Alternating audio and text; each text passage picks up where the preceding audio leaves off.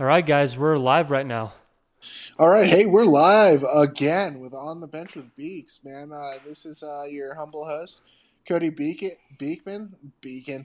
I'm joined by Ross the Applesauce Mormeyer. Hey, how you guys doing today? And also I'm with the lovely Latvian Keith Sanders. Hey, what's going on, guys? We're doing this thing a little differently today. Yeah, I'd say we're doing this over the phone via FaceTime, so this will be interesting. So what's going on, boys? How's the week been? It's been interesting sitting at home, not being able to do much. It's been kind of a bummer. The reason why we're doing this right now. So if the sound's a little weird, we apologize. What about you, Rusty? I've just been trying to keep on the normal grind and just keep at work, and once again watching old hockey old hockey games, and even thank God NHL has been putting on some of the older stuff with the older Penguins with Mario Lemieux and you know all that good stuff. So yeah, how can you not balk at Well, that? true that. Well, and with all the time we spent at home, we actually, all the boys, we decided to do something a little different.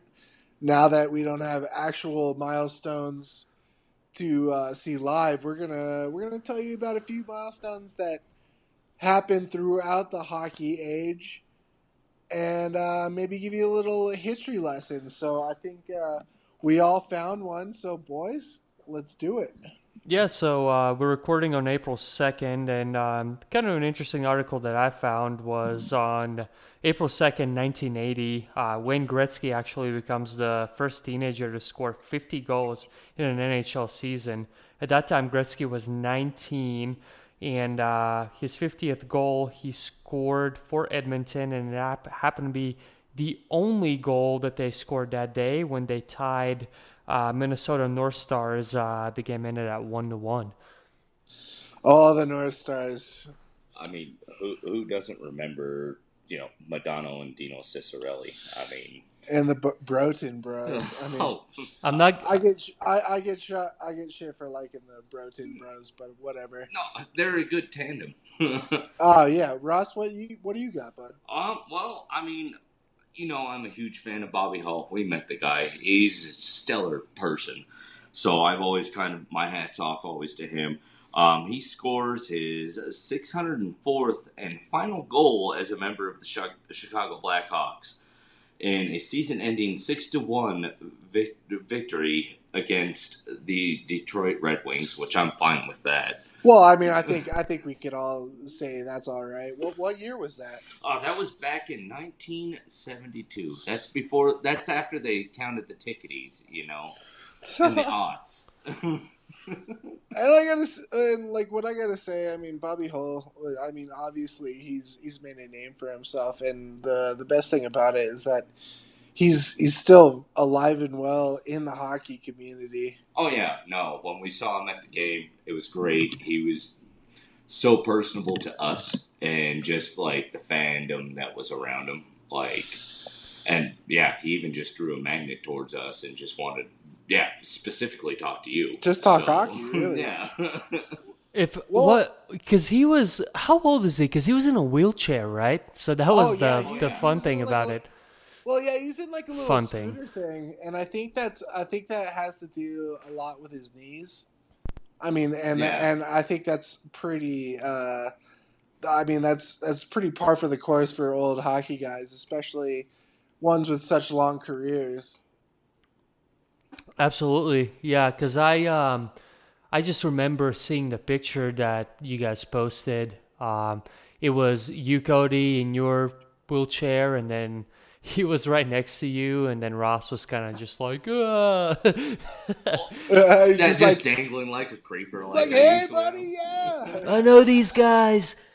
But yeah, but and I kind of want to say like what was so cool about like actually meeting him is that it was one night 2 years ago at the Avs And it game, was his and birthday. I think he it came was out for yeah, his birthday. That's what it it was. was his birthday, and he was actually in the Colorado area. So and it just happened to be that the Chicago Blackhawks were playing the Avs, So, Ross and I, we're just in the ticket counter, just changing our tickets out, and I turn around. He's still with the teller and everything, and I turn around and I just see Bobby Hole walking in. I Well, was rolling scooting in, and I in, guess scooting.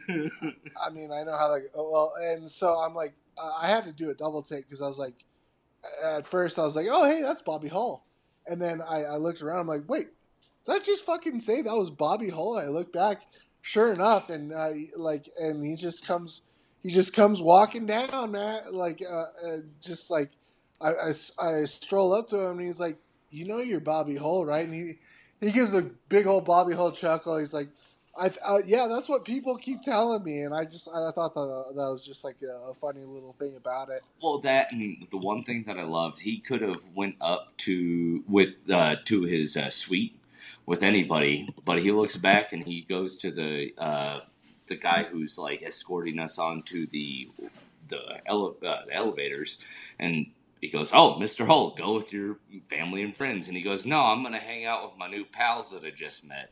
And he's pointing back at Cody and I, and he rode up with us and talked more hockey with us. It was a great time. Like you got to hear so many stories from him within that time period of like all the players that he played with. Because So, I was wearing my Sweden jersey, so he so Yeah. was talking about all the Swedish players. So sorry, Keats. no. I was just gonna ask you guys a question.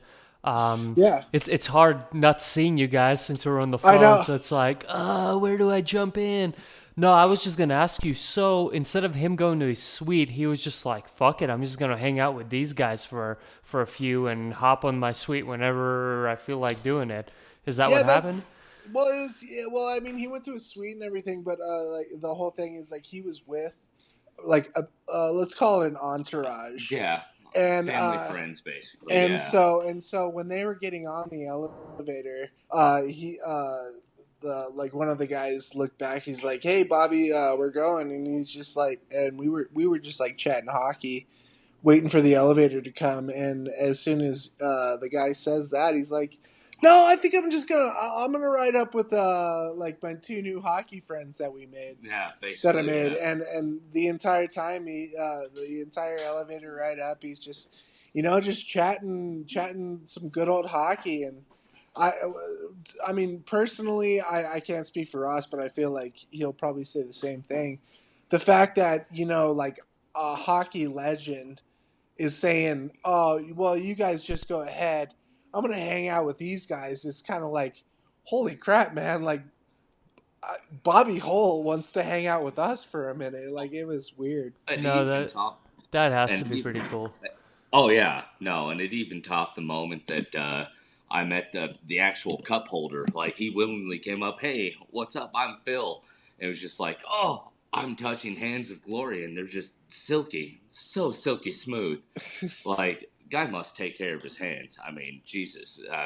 But Well, you're holding the most glorious trophy in sports history, well, I so mean, you got to have silky smooth hands for that. So, but yeah, and that was cool because he told a bunch of stories. But yeah, no, Bobby Hull, meeting him and actually talking like about all the, like Cody and I sat down and watched the actual old games that he was talking about and everything. It was just really cool just to hear it right from the horse's mouth, you know.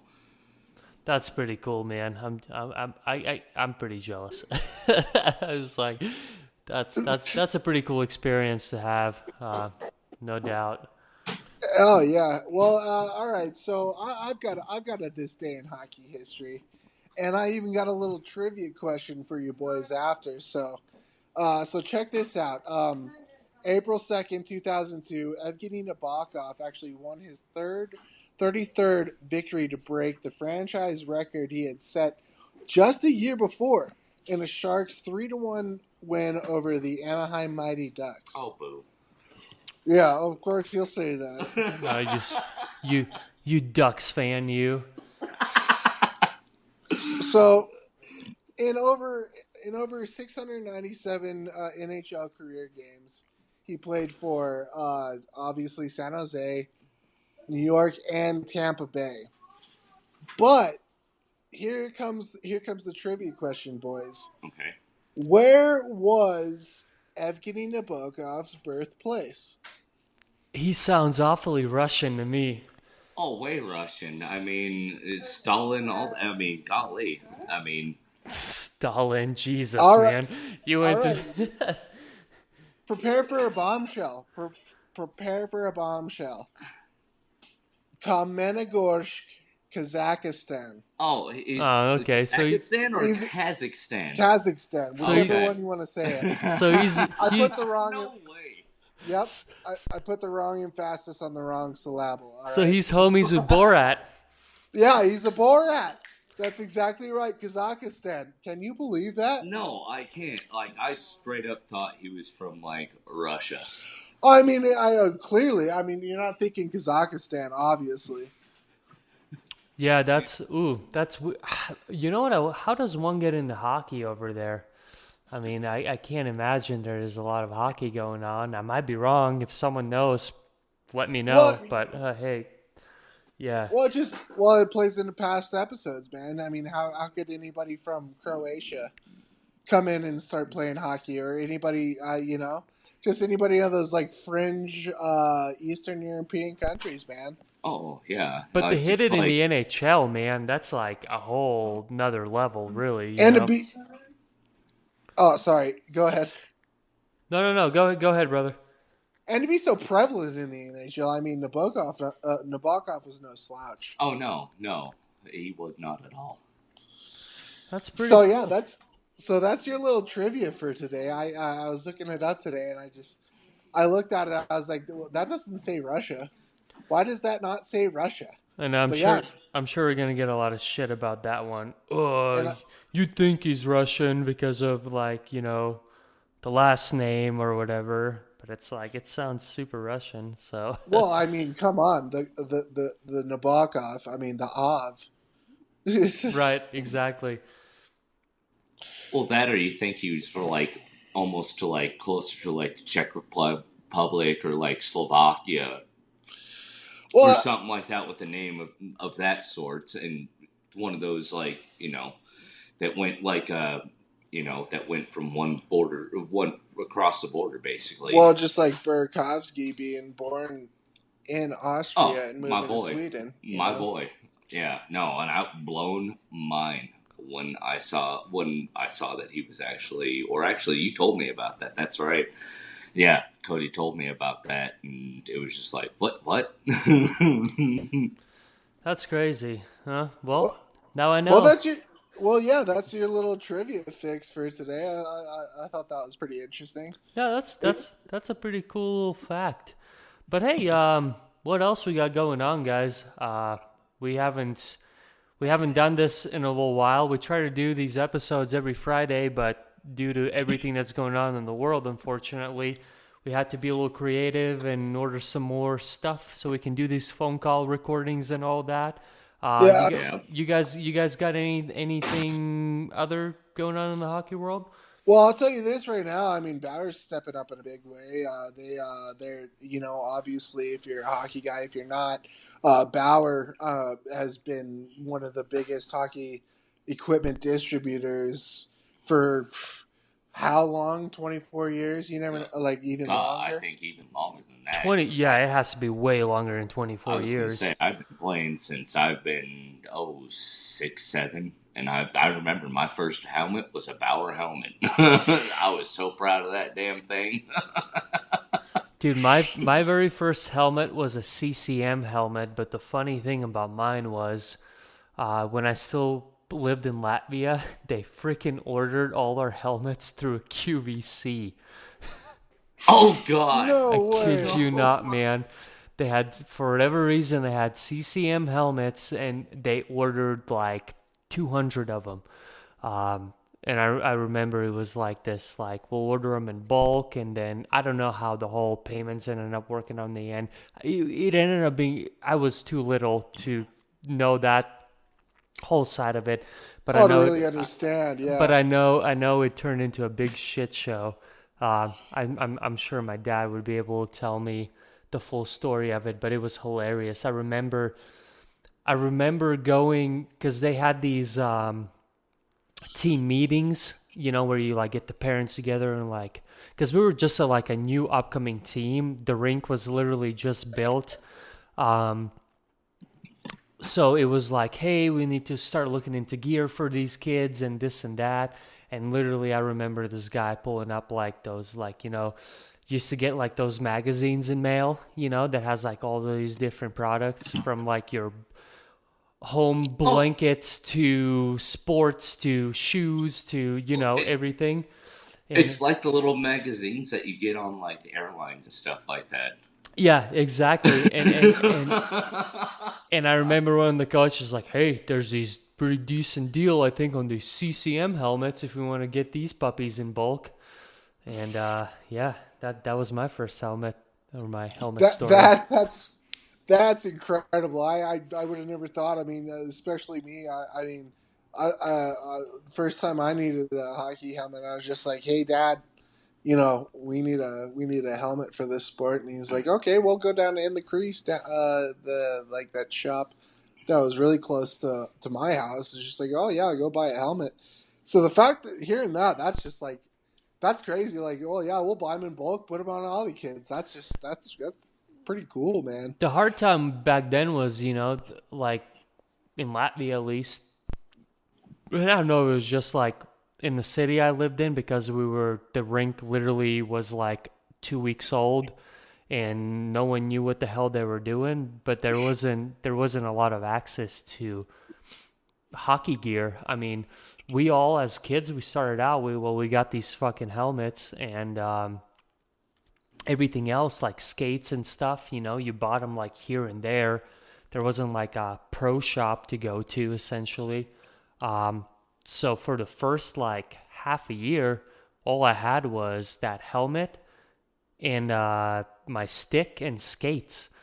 And in fact, I remember my skates were like too big for my feet as well because I can't remember the whole details if they couldn't find the right size for me or what the case was. But it was a shit show for the first year really. But Wow. it ended up getting much better. Right. It sounds like almost like when I first started snowboarding. You didn't know kind of what size you were, so you just wore like double layers of socks under in the boots, you know. Right, I exactly. Fuck, if I remember, mine were like triple layered if I'm not mistaken. I mean, especially with skates, man. If you get like even one size too big, they feel like you're just wearing clown shoes. Oh, that Or you look like a giraffe that's just got born, just all Just stiff, all, oh yeah, just like the all weak wibbly knees, wobbly. just all bender. right, right, Hopefully you grow out of the bender status, but unfortunately some don't. But I mean, right. hey, No, they can't, you can't judge too much. no, we kind of went off subject, but Oh yeah, so oh going yeah, back to exactly. Bauer. Going back to Bauer, they've actually switched over from doing hockey shields to making face shields for nurses and doctors and stuff.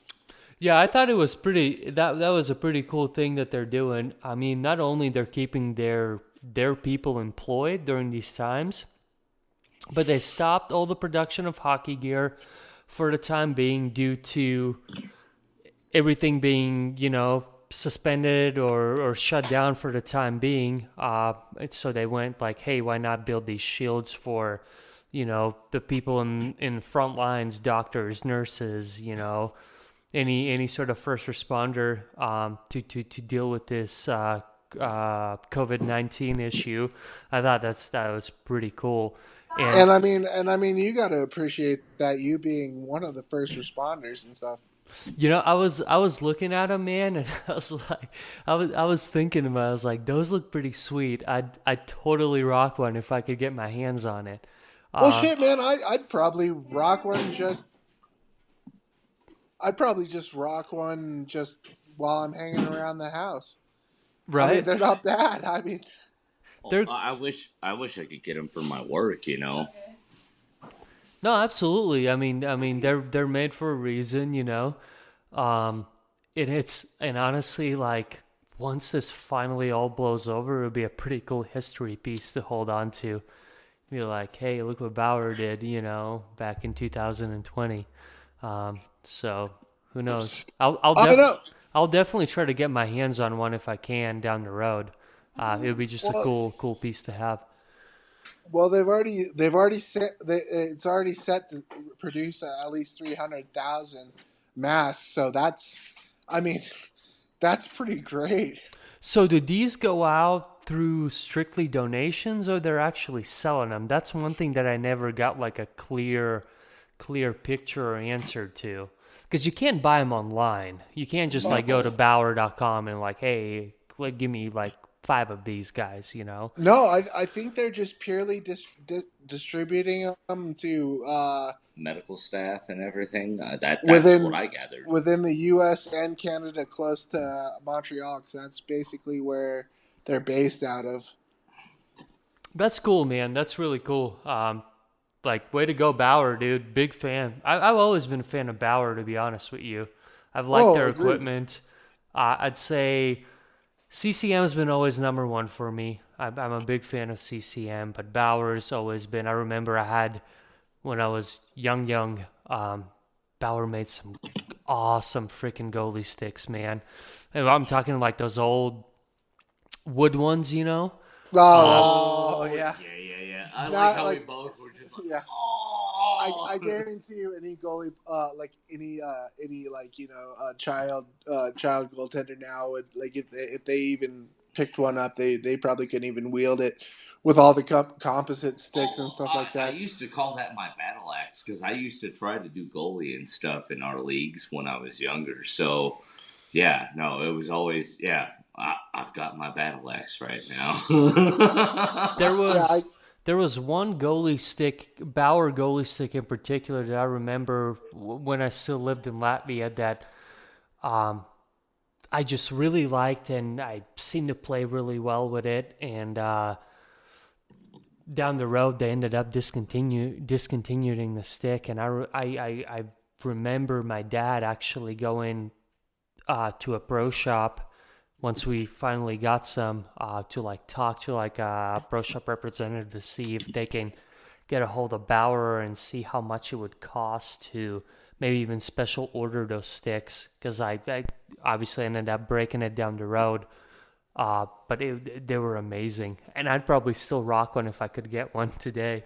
wow, really? Yeah. No, no, they were good hefty sticks. Like, seriously, Well, playing with one, oh, God, yeah. I mean, I can't judge it too much because I remember playing with the Mission M1, the Naslin curve. I swear to God, I think that thing just like gave me superpowers. I swear to God. I actually I was lucky enough to get two because I broke one right away, and then I had I immediately went and got the same one, and that I don't think I've ever had another stick that's ever actually compared to what, I don't know what it was, but that stick just gave me everything I needed, man. You got to refresh my mind on the player sticks. So that It was was this one of the wood ones too, or was this no, the it one was where it you was switched it the was blade on? it was a composite one. It was a one piece, but it Oh, was oh, you had it the was the bright composite, blue yeah. ones. It was the bright blue missions.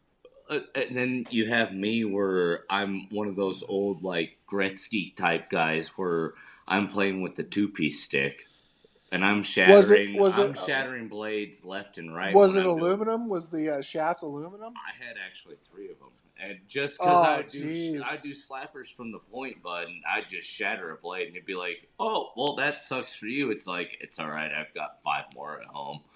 Just blades, because you were always like on the ready for that. That's the one thing I hated about those two piece Oh, sticks. I could never do it. I always thought those two piece were just like shabby. Oh, they I were. just could not do it. I could never play with the two piece. I like every single time I had to glue them in. I always thought that the blade was just gonna come flying off. Oh yeah. Couldn't Well, do on it. that you can't do that like kind of Dennis the Menace thing in the movie where you're just flinging the marshmallow back and forth after you get it in. Yeah, I don't remember that. Oh God, he just hauled that marshmallow right across the room. But yeah, That's what we should do. We should do an episode on, like, strictly dedicated an episode to, like, the gear that they used to have back in the day. I think that would be cool. No, yeah, Because I think I could spend like another hour talking about all the weird gear that I've seen or had when oh I my, played when I was younger. oh Holy my shit! gosh, Like yeah. going to, like, I remember everyone had those skates that supposedly sharpened themselves. You know which ones I'm Uh, talking about? yeah, absolutely. God, those are terrible. And I think that's what's cool about our generation of hockey players is that we've seen so many different in advancements in like hockey gear and style of play. I mean, we've gone through the clutch and grab all the way to where we are now, where speed and skill is just tops. And I feel super lucky about that, just being able to like see such an evolution, not just with the gear, but like with hockey in general.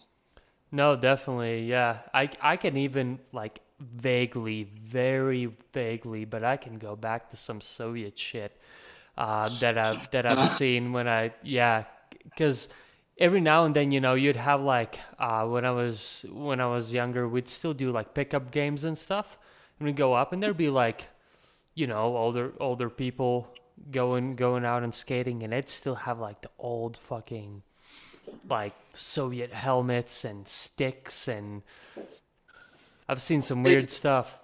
they look like Uh, Vladislav Tretriak or however you yeah, say it. Tretiak, yeah. Back in his day.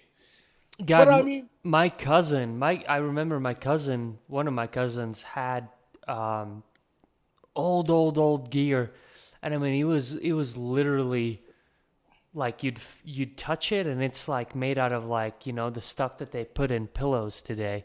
Like, just like it was just like a cushion. There was no plastics, no nothing. It's just literally just like a pillow, like just in case, breezers, like everything. Yeah. yeah, just encased in like fucking heavy leather, pretty much. Right. It's kind of like, yeah, it's gonna protect you, sort of, but you're still gonna get hurt. Oh yeah, yeah. I've had my fair share of that stuff. Actually, the first shin pads I ever wore, I had to put like a couple layers of newspaper inside like the knees, because anytime I fell down on the knees, it was like this thin shell of just repurposed plastic. So I almost every game I'm like throwing in new layers of newspaper, obviously, because the old ones are just all sweaty and grimy and everything. No, just keep it going, keep it going. At that point, I could have, but I mean, I think I'm pretty sure I saw some mold in there eventually, like at one point. Allegedly. Allegedly. Yeah, no. But anyways, yeah, we should let's see what maybe our listeners think, but maybe like an episode dedicated to old gear. We should maybe think of that's a pretty cool idea. I'm kind Oh, of into it. I would love to hear what other people have done and like what they've seen. I think that'd be great. Well, we can get a hold of a few people on the Facebook sites that we follow. I mean, I'm pretty sure they can give us all sorts of history of like what certain helmets were what, because there's a bunch of vintage hockey guys out there that just eat, breathe, and shit that stuff. Honestly, So no, yeah. If anybody out there, any of you guys out there that got some pretty crazy equipment stories, or just even your favorite equipment, we'd love to hear it. Yeah, definitely. Definitely. Hey guys, there was another totally off the topic now. Let's jump onto something new. I want to talk a little bit about Toronto Maple Leafs. Do tell. Dudes are making some moves throughout this suspension right now. Looks like we're gonna have a new Latvian in the NHL again. Toronto Maple Leafs, I believe it was yesterday, they signed a guy named Christian Rubins. He is 22 years old, born December 11th, 1997, born in Riga, Latvia. Got Riga, Riga. Yep, in the capital. Dude's defenseman. He is 6'4", 220 pounds, a lefty, and he is apparently, according to Toronto Maple Leafs, ready to hit the big leagues and help the guys out. So if they end up having the rest of the season, I'd probably see him in a Maple Leafs jersey this year. From the sounds of it, the way things are going, I read a Latvian article, and from the sounds of it, the way things are going right now, they're more leaning towards next year, because they're from now on, what everyone's saying is, and that might just be the European media, but they're certain that NHL is going to be done for the year. Oh wow! So they're kind of just more moving towards the following season, and I think that's where they're gonna start him. But the dudes had a pretty. He's been all over the place. I mean, he started obviously in Riga, Latvia. He played actually for a team called Prisma, and I remember actually playing against those guys when I still played in Latvia, and they freaking beat my butt, man. They're a really good team, and then they actually ended up becoming into a hockey school in Latvia. Um, so they have so he kind of started his career there, and then he's been kind of all over the place. He's been in Sweden, but recently he's been playing. He started in the ECHL. Really, it sounds like he played for the Newfoundland Growlers, and then he moved to the AHL obviously to play for the Toronto Marlies, which is the Toronto Maple Leafs AHL team. So that's his career, and that's where he played. Well, Uh, that's not a bad move for the Toronto Maple Leafs, seeing as how with all the contracts that they're paying right now, with all the forwards and stuff, they're not gonna be able to retain Tyson Barrie at the end of this season. You can already see him moving on. They got Kalle Rosen back from the Avalanche after acquiring him for Michael Hutchinson, and so I mean, hey, fucking give it a shot. no, Well, definitely, yeah, and then he wasn't the only dude part of the package. I mean, these are entry level contracts, by the way, and sounds like they're 2 year entry level contracts that they signed. So it was him, and it was actually a Czech guy as well, Philip Kral, that they took also. Kid's 20 years old, born October 20th, 1999. He is 172 pounds, much lighter dude, 6'1", also a lefty. And from the looks of it, this guy's been really playing in Czech Republic for most of his career, between random Czech teams. And just recently, he actually played for the Spokane Chiefs at the WHL. So Oh, oh, that's where they ended not up a picking this kid. So, and he's that's also a not a defenseman. league either.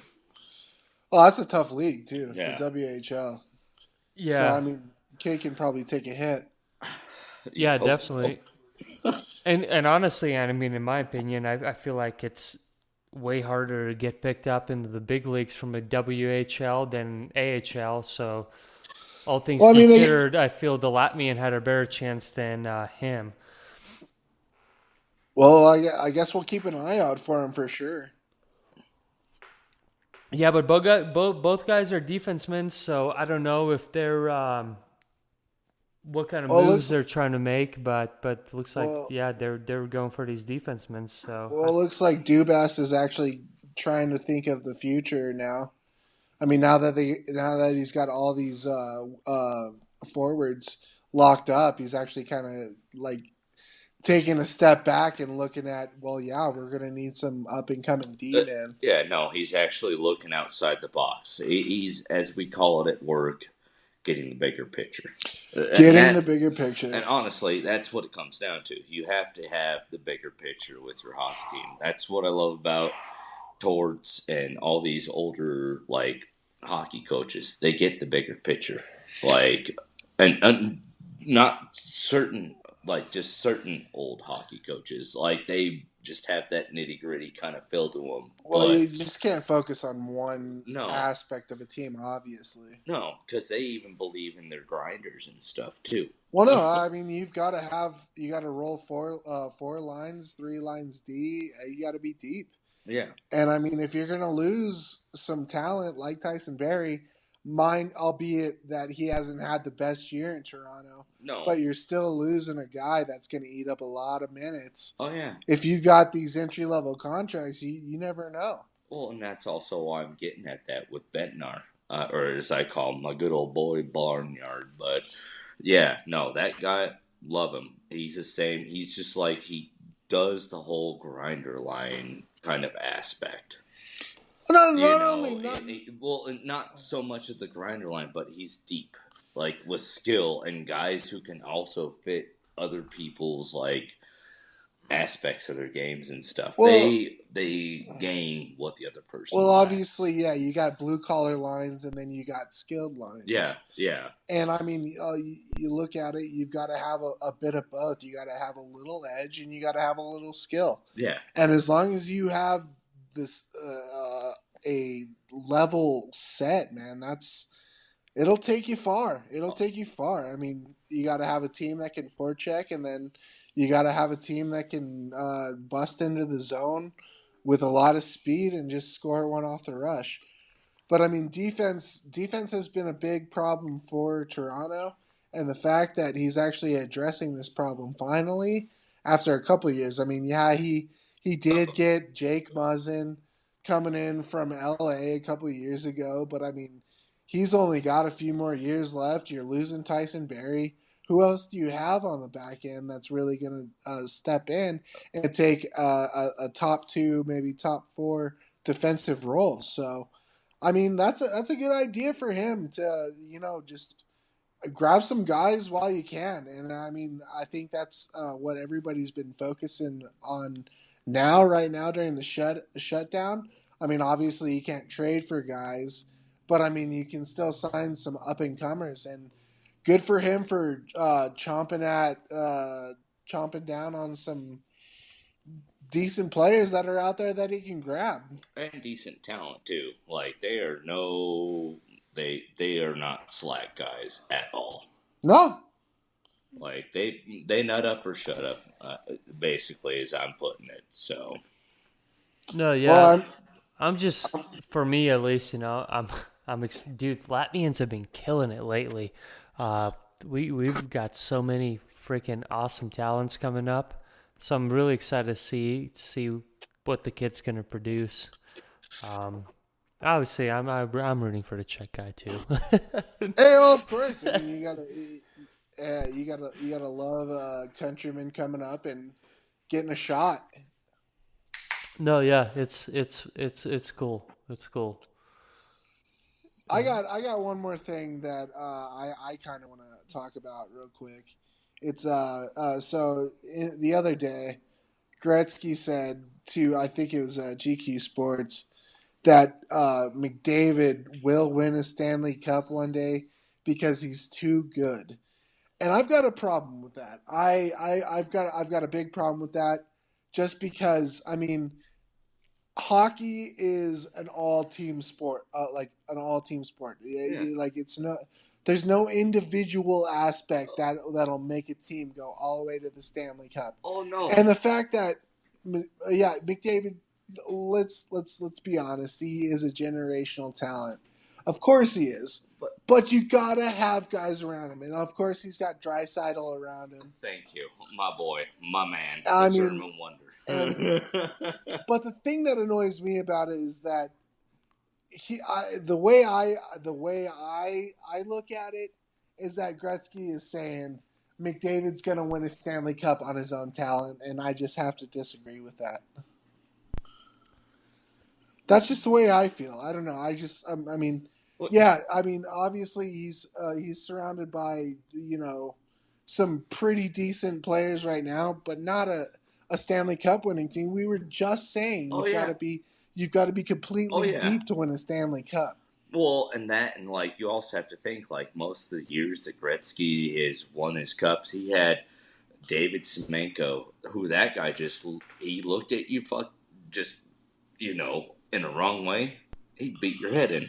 You got Messier, you got Yari Curry, you've got just Paul Cobb, you got all these just big assets, and that was such a star-stacked team that everybody was still at their own potential. Their peak. Their peak. And there was a peak talent that you had there. But then they also just added their own attributes. Because that's no way Edmonton would have won, 4 out of 5 times that they went to the Stanley Cup. Well, the last time they won the Cup, Gretzky was actually playing against them. No, I know. Yep. But, I mean, they still had a stacked team. That's what I'm saying. It's just like, God, it's not like a stacked team. It's just like you have to have people that are the correct assets. Yes, exactly, Cody. Because, I mean, going back to the Colorado Avalanche in, 2004, you had Teemu Selanne, Paul Kariya, Milan Hajduk, Alex Tanguay, Joe Sakic. Yeah, you had all the boys. And how they didn't win 2 cups when they had all those guys? It happens. You know what it is? It's too much talent on the same team. Yeah. Is what the problem is. I mean, yeah. Because you put all these fucking superstars together. They know who they are, and they know what they represent. So everyone's trying to prove themselves. It never works. This has been a proven fact within the NHLs and the NBAs. When you put too many stars together, it does not work. I mean, too much individual talent. Exactly. Individual talent. Well, that, and you have to have the cohesiveness between the lines and stuff. And if you don't have the mix and mingle with that, I mean, you're not going to get anything done. Well, I mean, all right. Check this out for an example. I mean, for the longest time, look at how long it took Ovi, like Alexander Ovechkin, to win a Stanley Cup. He was on all those teams that almost got there, that got sent home in the first round or the second round, and he was just as good as McDavid. And when he was like 4 years into the league, did he win a Stanley Cup? No. It took for Barry Trotz to come over from Nashville and to get a lot of the right guys surrounding him to win a Stanley Cup. It wasn't just Alexander Ovechkin winning a Stanley Cup. It was everybody. It was Lars Eller. It was guys. Nicky Backstrom, Braden Holtby, Philip Grubauer basically got them to where they were until the playoffs started. And then you've got guys like Andre Burakovsky, Devontae Smith-Pelly, and Lars Eller scoring gigantic goals in the playoffs to get them to where they were. It wasn't just Alexander Ovechkin by any means. And so for Gretzky to say that McDavid will win a Stanley Cup because he's too good, that I just see that as just pure arrogance. When it comes to it, man, they're probably buddies outside of media and obviously like the huge Edmonton Oilers kind of connection, but when's the last time you saw Gretzky do a lot of stuff with the Edmonton Oilers until McDavid was drafted? I mean, Gretzky was out there doing all his own stuff, making his distilleries, his bars in Canada, all over Canada and all that. And then here comes McDavid, and next thing you know, Gretzky's right back on the Edmonton Oilers bandwagon. after like him even saying that he had moved on from that part in his life. Like it's just to me it's just straight up arrogance. And I know I'm probably going to get a lot of shit for saying that, just because, oh yeah, it's Wayne Gretzky. Everybody, he's the greatest. I mean, I'm not by any means diminishing what he's done in the league, but I mean that like I I I I'm just I just think it's just pure arrogance. No, yeah, no, I agree with you. But let's speaking of weird fucking shitty comments, let's talk about PK Subban. Oh, oh wow, yeah.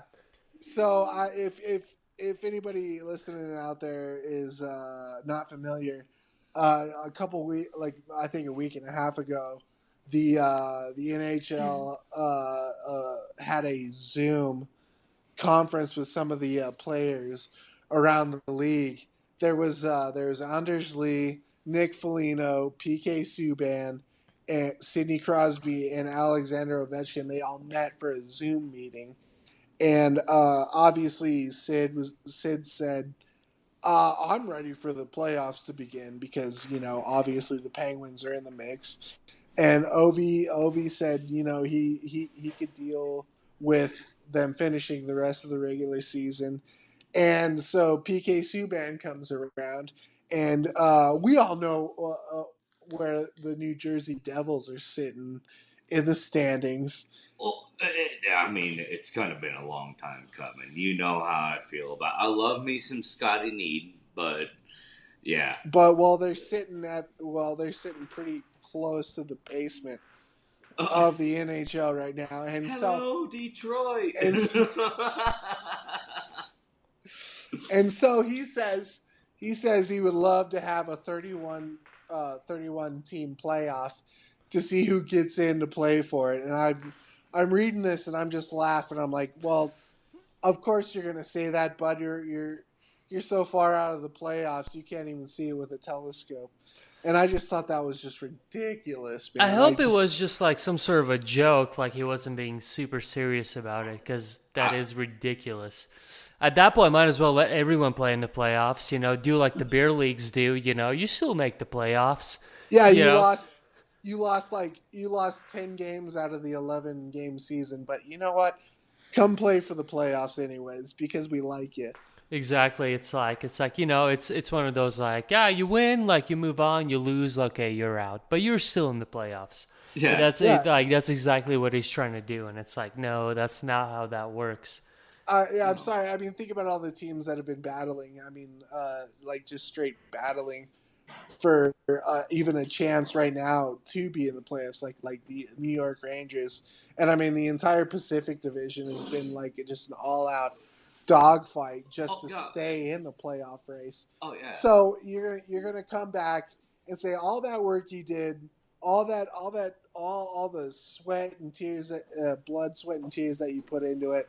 We're gonna let this team that's at the bottom of the NHL possibly get over on you, and you're just gonna be okay with it. No way. Well, No way. and my thing with that there, Beaksy and Keats, is that you could have a team that goes on a hot run and could smoke, 5, 10 teams that they didn't do normally during the season. It's just, it's a certain time and place. You have to, it depends on the night. It depends on what your mindset is.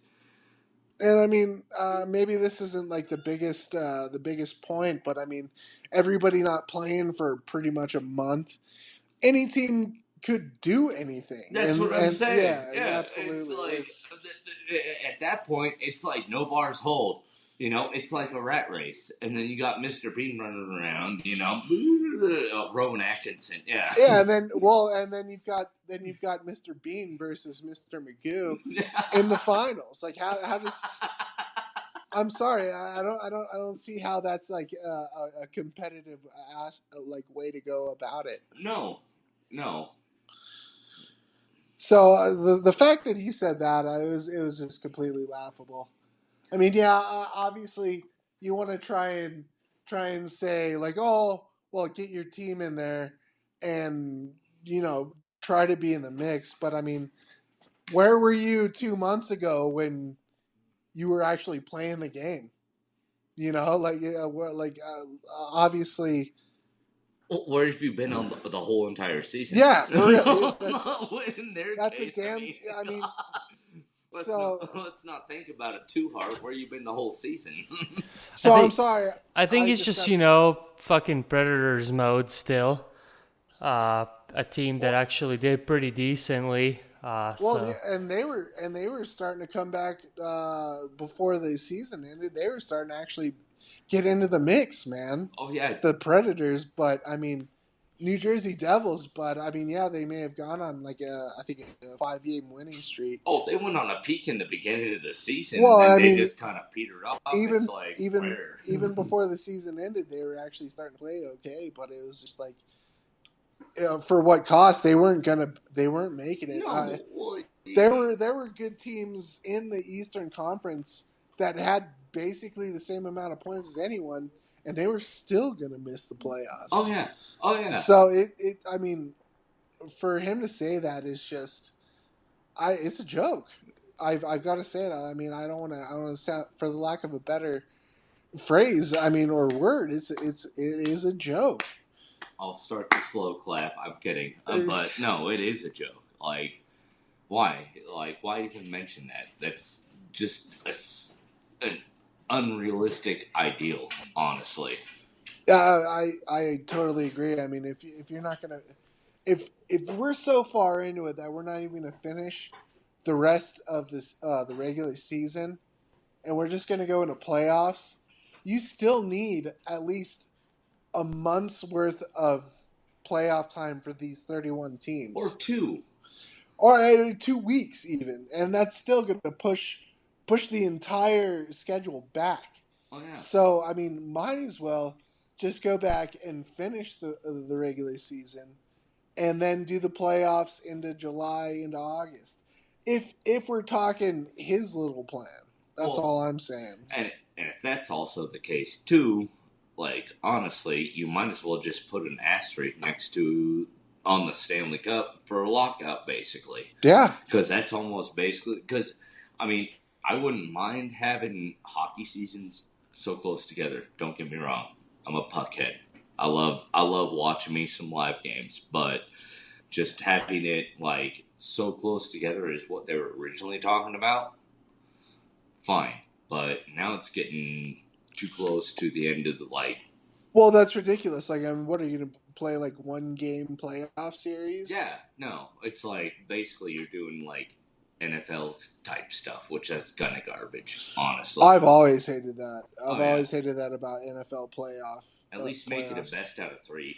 And you clearly don't have enough time if you're going to add all 31 teams. I'm sorry. No, I think we can all agree that, all in all, it's probably never gonna happen. Yeah, Dream on, PK. You probably should have signed for a better team. yeah. I mean, come on, buddy. But I mean, well, what can you do? Yeah. Yeah. Since we were in that conversation, I thought I should bring that up. Oh, Or absolutely. I'm, you I'm glad that you the did. whole Gretzky thing, and I was like, well, hey, we're talking about Gretzky's nonsense. Let's add a little more Let's throw in a little nonsense on top of PK it. in there. Well, all right. Well, I got to tell you, Dream on PK probably ain't gonna happen, bud. Right. no, hell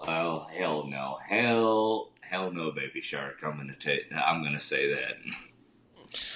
Well, Well, cool. shit, boys. I think we laid down a pretty good episode. I hope you guys out there thought so too.